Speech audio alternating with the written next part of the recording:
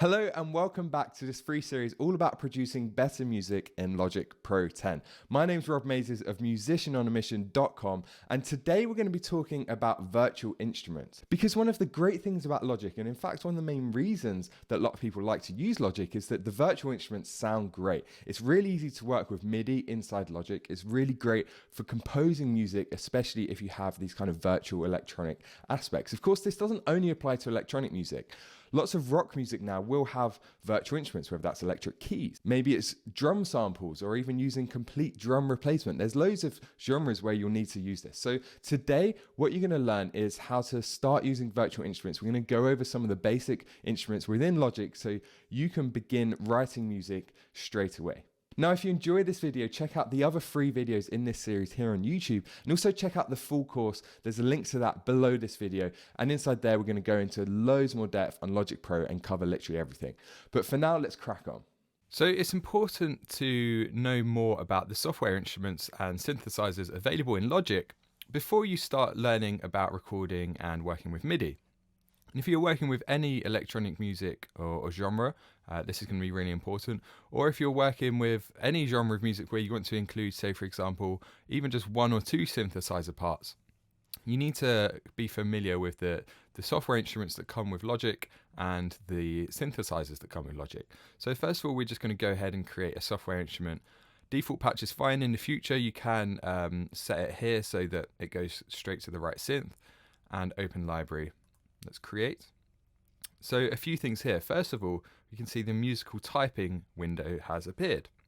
You can access this anytime with Command K, or by going to Window and hide musical typing, and then let's turn that back on. And what this allows us to do is to use our computer keyboard like a musical keyboard. So by pressing the corresponding keys here,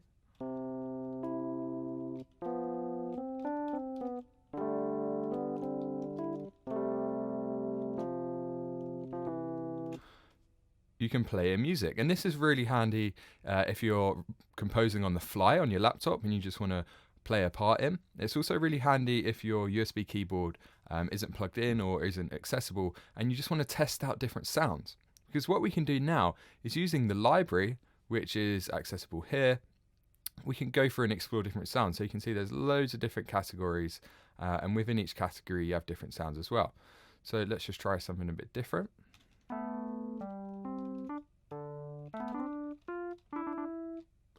And then we can try a clav.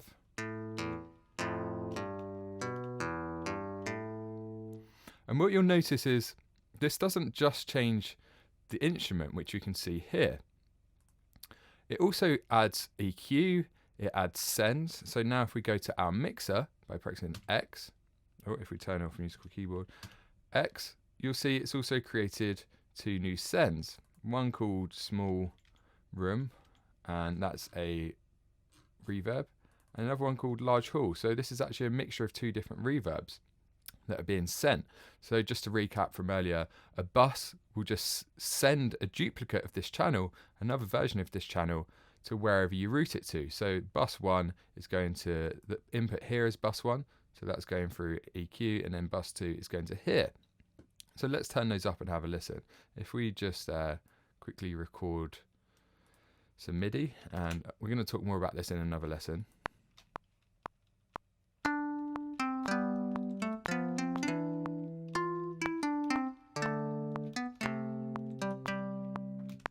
Excuse my poor playing, and now let's just loop that and listen to what happens when I adjust these sends. So you can hear that's a small room and this is a large room.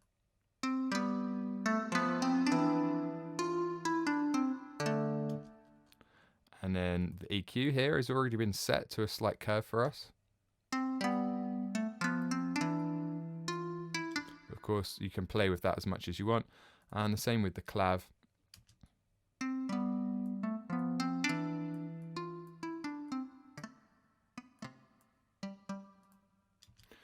So you can play around with the sounds yourself and get loads of cool different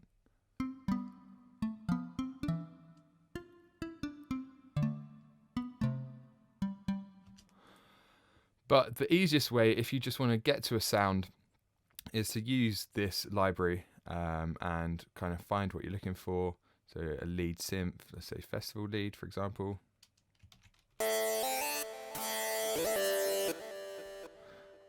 And you can see this time we've even got a stereo delay, similar to buses. One's an ambience and one's a larger reverb. Let's have a look at them. So that's quite a short reverb and that's a really long reverb. So there's so many sounds here, and I recommend that you pick a sound in the library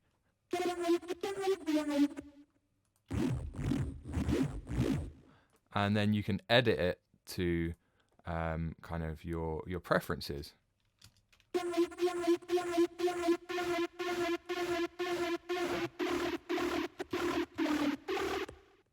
So that sounds kind of horrible. But you get the idea. You can go through and now edit these plugins to change the sound. So to use a synthesizer to create your own sounds, or to use a more traditional synthesizer, we can turn off the library and we can create a new track. We could do it on this track, but let's make a new one. Another software instrument, and this time we're actually going to go to the synthesizer, and this will create an ES2 synth for us. So now we can open that synthesizer, and now we've got a more traditional synthesizer. And you could also do it by just changing it here. So if I decided instead I wanted to use a different one, I could just change the input like so. When you're working with sounds as well, you can click on the channel and then you can actually access the library for any one of these plugins. And this applies to audio channels as well. So if I want to pick a EQ preset, I simply hit that, and now this is going to give me a load of EQ presets in the library. Or I could click the arrow next to delay, and now we've got loads of delay presets. Or phaser, and now it gives me phaser presets.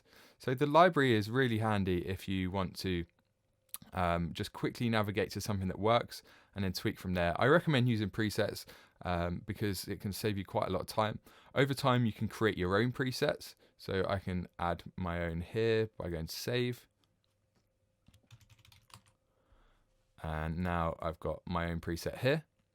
So you can create your own over time, but that can save you a lot of time and energy when you start using the same settings over and over again. It's worth creating presets. And if you're new to it all, start off with the presets to kind of get you into the right starting area and then tweak from there.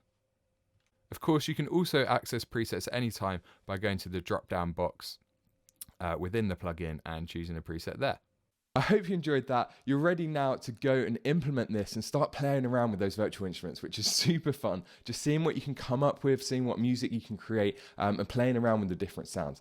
Now, be sure to check out the other videos in this free series. And if you want to go into more depth with Logic Pro 10 and you want a complete guide to how to use this great software, then check out the course in the link below, especially if you want to skip all the wasted time and the frustration that goes into learning a new piece of software. But either way, thanks for watching, and I'll see you again soon.